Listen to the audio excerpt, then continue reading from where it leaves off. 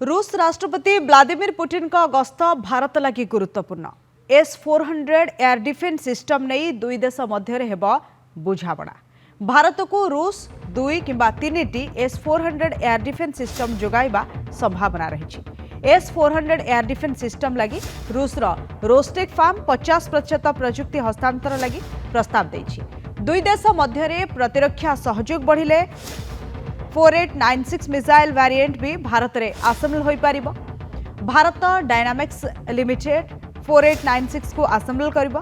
तबे रूसर प्रतिरक्षा सहायता उपरे 2018 रु अधिक निर्भरशील होछि भारत। 2024 रे एही हार 80% थिबा बेले 2014 रे एहा थिला 51%।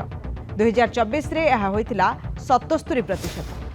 2014 रु 2024 मध्य भारत रूस रु 44,000 अस्त्र आमदानी करिछि। भारत निकटरे 711टी सांजुआ जान रहिथिबा बेले T-72 एवं T-90 मेन बैटल टैंक रहिछि।